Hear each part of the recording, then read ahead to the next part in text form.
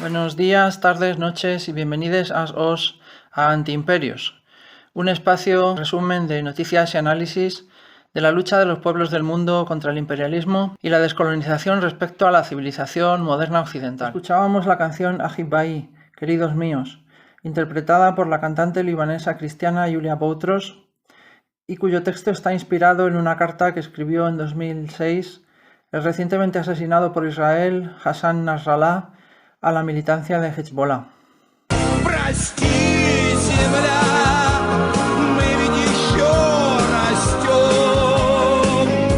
Своих детей, прости за все, за все.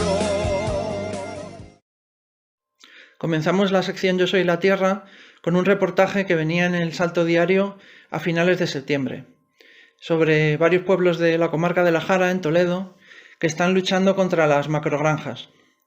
Las macrogranjas, que son grandes proyectos que están proliferando en todo el estado, no solo son lugares donde se mantienen animales hacinados y en condiciones tremendas a miles de animales, sino que también presenta graves problemas medioambientales.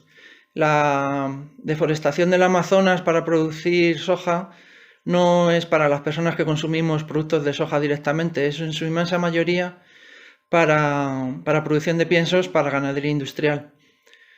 Entonces presenta ese problema de la soja y después pues el vertido de purines, que es agua mezclada con excrementos de la limpieza de las naves, que se embalsa junto a lo que son las naves de la macrogranja. Entonces estos purines, a través del amoníaco de los excrementos, producen contaminación por nitratos, tanto en la tierra como en los acuíferos. Entonces, en este reportaje explica muy bien la lucha de estos pueblos que se han organizado pues, en plataformas, ¿no?, de vecinos y están luchando contra los proyectos de macrogranjas. Se suele vender estos proyectos diciendo que crean empleo, que fijan población de la España vaciada en el medio rural, etc. Pero en este vídeo explican cómo no solo no es así, sino que contribuye a crear desequilibrios, aparte de lo ambiental, también en el aspecto social. Y bueno, los vertidos de purines también mezclados con toda la cantidad de antibióticos que se da a los animales. Pues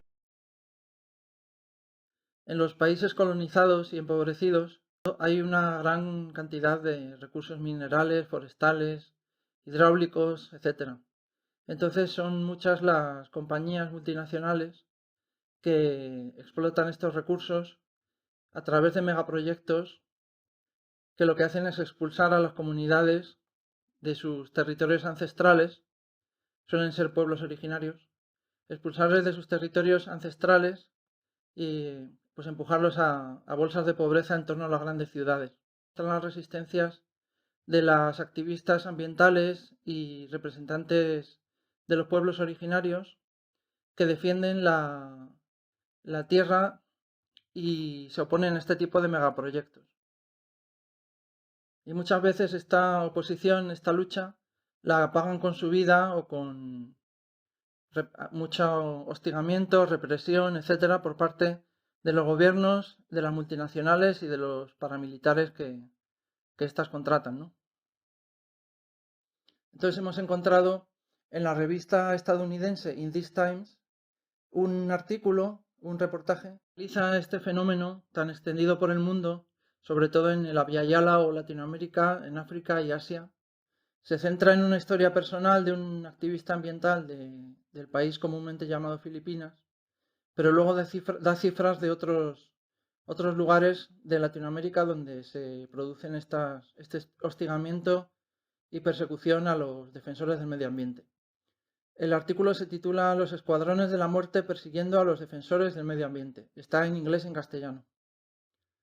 Por todo el mundo, las fuerzas gubernamentales atacan a los activistas medioambientales con impunidad y con el apoyo de Estados Unidos. Este artículo es un poco anterior, es del 29 de julio, pero nos ha parecido interesante porque analiza muy bien este fenómeno a nivel mundial. Bueno, la historia real se ubica en el archipiélago filipino, en la isla de Luzón, al norte, concretamente en la zona que se conoce como Cordillera. Fue en agosto de 2019, en la temporada de lluvias de monzón, fue cuando Brandon Lee, un activista medioambiental, se dio cuenta de que lo estaban vigilando. Entonces dejó de salir a la calle prácticamente, ya no iba a la oficina, ya no iba a llevar a sus hijas al colegio y bueno, acordó con su mujer que ya prácticamente no saldría de casa porque se sentía amenazado. En esto, un día que salió a alimentar a sus perros, oyó un estruendo, se produjo un estruendo y cayó desplomado. Brandon Lee, activista medioambiental de origen sino-estadounidense, llevaba muchos años en la región filipina de Cordillera, Ifugao, donde se había casado, había tenido una familia y se dedicaba al activismo por la defensa del territorio. A través del Movimiento Campesino Ifugao, IPM, una plataforma de lucha y de coordinación de las luchas de los campesinos y población originaria contra los megaproyectos que les despojan de sus territorios ancestrales y de sus modos de vida tradicionales. Los ifugaos son un pueblo originario que habita en esta zona de la cordillera, en Luzón. En Filipinas, que es uno de los países del mundo con mayor riqueza mineral, hay una ley del año 95 que permite la titularidad extranjera de la tierra. Entonces sus gobiernos siempre han dado prioridad a las multinacionales por encima de su gente. Y la zona en cuestión de cordillera, con ríos que tallan valles, terrazas, arrozales con miles de años de antigüedad, pues es una zona con muchos minerales que explotar y ríos que embalsar para generación de energía hidroeléctrica. Y es un lugar donde se abusa con impunidad de los derechos humanos. 2 activistas de la región de Ifugao ya habían sido asesinados en los últimos años. William Bugatti en 2014 y Ricardo Mayumi en 2018. Los dos habían luchado contra megaproyectos, tanto en el terreno medioambiental como en el de los derechos humanos, contra proyectos de generación hidroeléctrica, proyectos que bloquean los ríos, desplazan a las comunidades e impediría a los habitantes locales el cultivo del arroz. Los dos habían recibido amenazas de muerte y en ninguno de los dos casos se conoció a los autores, pero las activistas de la zona piensan que el ejército estuvo involucrado. Entonces Brandon Lee acudió al funeral de uno de ellos y retornó a su región, a su pueblo que estaba en esta zona, ubicado, para continuar con la lucha. Regresó a su pueblo y retomó las actividades de activismo ambiental. Entonces, aquella época fue de mayor represión, se empezó a llevar a cabo una mayor represión contra los movimientos ambientalistas y concretamente por parte de una unidad del ejército filipino que había recibido ayuda económica, entrenamiento, formación, etcétera, de Estados Unidos. Entonces los miembros de este batallón se empezaron a acercarse a la organización en la que militaba Brandon y a seguirle. Hasta que un día lo tirotearon en el propio patio de su casa. A nivel mundial, las comunidades originarias y campesinas protegen gran parte de la biodiversidad, los ríos, los bosques, etcétera, que suponen importantes sumideros de carbono.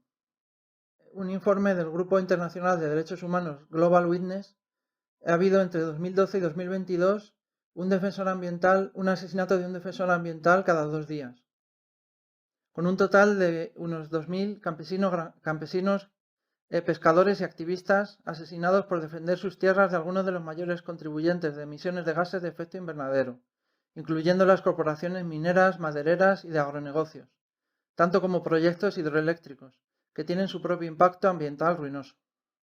Los pueblos originarios están al frente de esta resistencia, entonces se enfrentan a la violencia por parte de los poderes. Se enfrentan con la vigilancia, intimidación, acusaciones falsas y cada vez más las desapariciones forzadas. Los asesinatos de activistas suelen venir precedidos de bombardeos, como ocurrió en estos casos, y no se suele encontrar al culpable. Nadie es declarado culpable, pero los indicios a menudo apuntan a corporaciones, al crimen organizado y a grupos armados no estatales. Hay muchos países que designan a los defensores ambientales como terroristas, entre comillas. Y entonces dicen que las ejecuciones extrajudiciales las plantean como cuestiones de seguridad nacional. Entonces luego el artículo trae un mapa del mundo con los principales focos de asesinatos y desapariciones forzadas de activistas en todo el mundo. Y da ejemplos de Brasil, de India, de Perú, de Guatemala, donde defensores medioambientales indígenas se enfrentaron con ataques de la policía, del ejército y agentes de inteligencia. Dice, en Brasil algunos policías trabajan para el gobierno de día y como seguridad privada para compañías extractivas durante la noche. Se creó la figura del relator especial de las Naciones Unidas sobre defensores del medio ambiente. Esta persona afirma, claro, el gobierno protege los intereses de las compañías. Dentro de Asia, Filipinas se considera el país más peligroso para defensores del medio ambiente y según un análisis conservador hay evidencia de que el Estado estuvo implicado en más de la mitad de los 210 asesinatos de este tipo que hubo en la última década. En la isla de Mindanao, en el sur de Filipinas, en 2017 fueron asesinados 8 defensores ambientales indígenas del pueblo Lumad. Son zonas donde hay un continuo hostigamiento y militarización contra el pueblo Lumad que se opone a los megaproyectos en esta zona. También en la isla de Panay en 2020 fueron asesinados 9 líderes indígenas del pueblo Tumandoc, luchando contra un proyecto hidroeléctrico, en una operación militar y policial sincronizada. Claro, las comunidades campesinas y originarias directamente son consideradas por el Estado como hostiles a estos megaproyectos porque van contra sus intereses y les impiden desarrollar sus formas de agricultura de subsistencia, de pesca, etc. Entonces en 2023 hubo otro asesinato de los campesinos Aimí y Jover Villegas, asesinados presuntamente por las Fuerzas Armadas Civiles, una fuerza paramilitar entrenada y fundada por el gobierno. La implicación de los militares, paramilitares y policías locales dificulta el seguimiento de la pista de estos asesinatos y mucho menos se puede seguir la pista a actores geopolíticos más poderosos, como el aparato militar neocolonial estadounidense que durante mucho tiempo ha abierto el camino para la extracción de recursos, y los intereses corporativos y financieros que en última instancia se benefician. En muchos países, como el caso de Filipinas y gran parte de América Latina, se llevan a cabo las llamadas guerras contra el terrorismo y las drogas, entre comillas. Y bajo estas operaciones se esconde la mayoría de las ejecuciones, que son extensiones de la hegemonía estadounidense, y se llevan a cabo con armas y entrenamiento estadounidense. Aunque el Departamento de Estado condena los asesinatos, Estados Unidos casi nunca ha tenido que asumir la responsabilidad por los asesinatos locales de activistas por parte de los gobiernos que apoya. Pero en este caso de Brandon Lee, el ataque lo sufrió una persona que viene de Estados Unidos, entonces tuvo más repercusión internacional. Brandon Lee ya había recibido amenazas de muerte junto con otros miembros de su plataforma de lucha en 2015.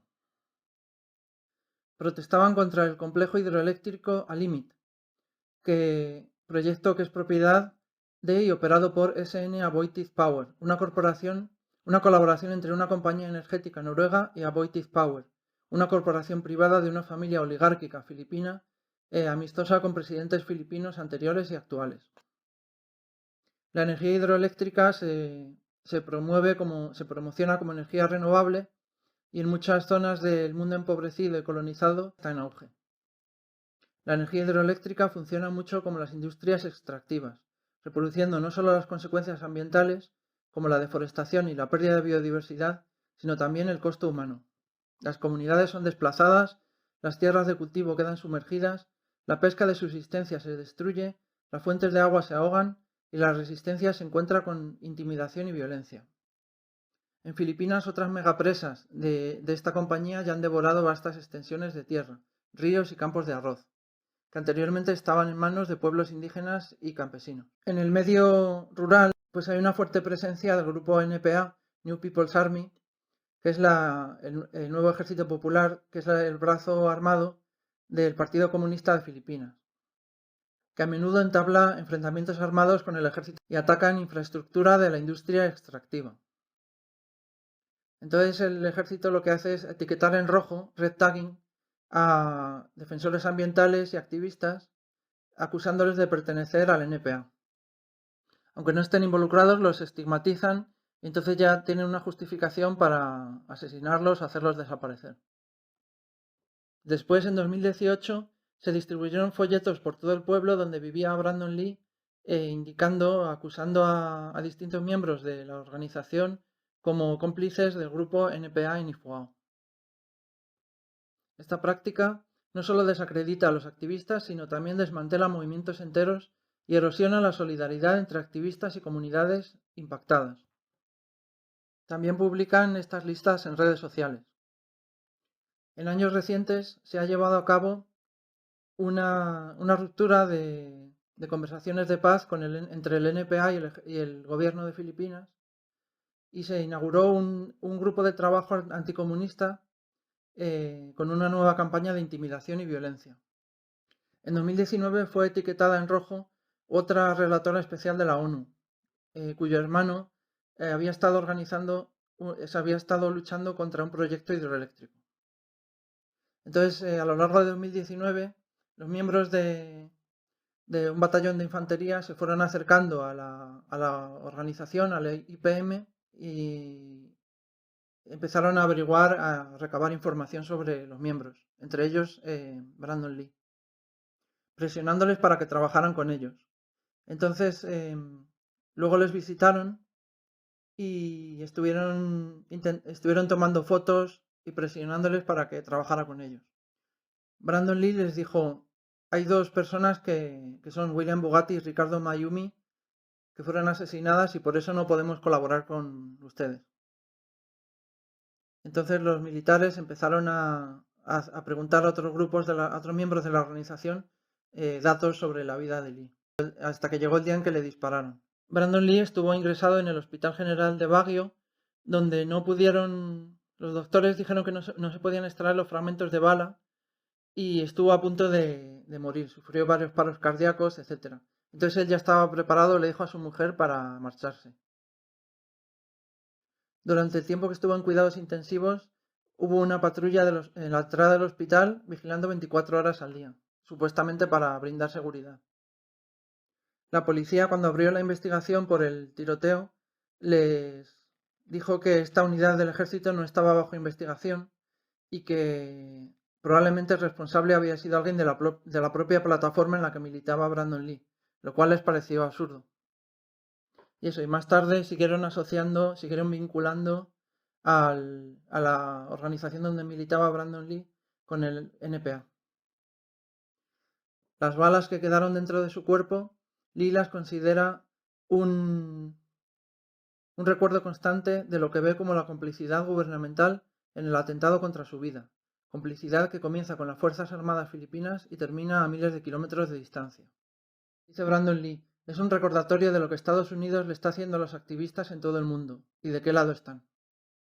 Los 10 países que ha estudiado In These Times el fenómeno de los asesinatos de defensores ambientalistas también son países que han recibido equipo, entrenamiento y armamento sustanciales de Estados Unidos para operaciones de guerra contra terrorismo y programas antinarcóticos.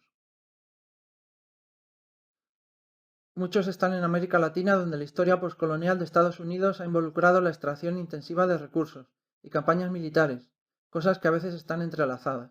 Y luego empieza a dar datos de los miles de millones de dólares enviados por Estados Unidos entre la última década en concepto de asistencia de seguridad para estos países.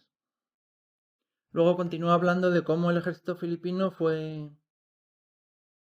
diseñado desde el principio por Estados Unidos, desde que se retiró del país en 1946 tras casi 50 años de ocupación, pero siguió teniendo una gran influencia a través del ejército filipino.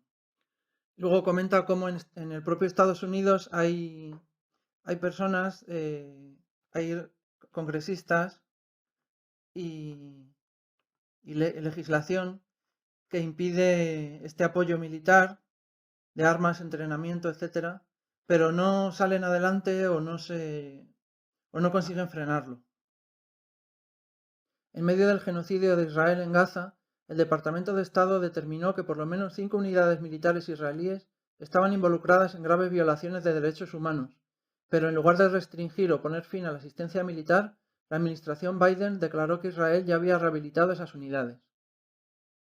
En la actualidad, Estados Unidos y Filipinas tienen firmado un acuerdo de cooperación de defensa de 2023 que permite al ejército estadounidense tener acceso a 9 bases militares en el país, 4 agregadas apenas el año pasado. Luego sigue comentando el artículo cómo la lucha del ejército filipino contra el NPA se considera un pretexto para bombardear el territorio, militarizarlo y seguir con el hostigamiento a las comunidades campesinas e indígenas. Y comenta cómo Brandon Lee, después de regresar a Estados Unidos, llevó a cabo campañas de protesta tanto en Estados Unidos como en Filipinas, protestando contra esta situación en la que las multinacionales, a través de grupos paramilitares, pues llevan a cabo su expolio de los territorios para la extracción de recursos y amedrentan y hostigan a las comunidades campesinas e indígenas. Y continuamos la sección Yo soy la Tierra con unos artículos sacados de la sección El caballo de Nietzsche, dentro del diario.es. Hay uno que habla de las 100.000 firmas entregadas por Igualdad Animal en el registro del Congreso de los Diputados. Piden al gobierno que se comprometa a poner fin al brutal proceso de la alimentación forzada que sufren patos y ocas para la producción de foie gras. Dice otro artículo: Los gatos de Canarias, en la encrucijada entre el maltrato institucional y su defensa ética. Además del error jurídico, la forma en que las administraciones han abordado la situación de los gatos en Canarias tiene profundas implicaciones sociales, ecológicas y éticas. La falta de una estrategia clara y humanitaria refleja un grave desinterés por el bienestar animal y una desconexión con las necesidades y preocupaciones de la comunidad. Otro artículo: La cría intensiva de pulpos, una crueldad que estamos a tiempo de evitar. Frente a los planes de la empresa Nueva Pescanova de abrir en Gran Canaria la primera macrogranja de pulpos del mundo, más de 90 ONGs, un centenar de científicos y personas expertas de diferentes ámbitos han dirigido una carta a las autoridades canarias para que no otorguen las licencias necesarias y al presidente del gobierno español para pedirle que el Ejecutivo deje de financiar una actividad cruel e insostenible. Tenemos un artículo de la web Plant-Based News que plantea la encrucijada en que se encuentra la inteligencia artificial. Puede servir, por una parte, para una mayor explotación de los animales, o bien puede servir para su liberación. Entonces, hay como un tira y afloja entre las industrias de explotación animal y los activistas.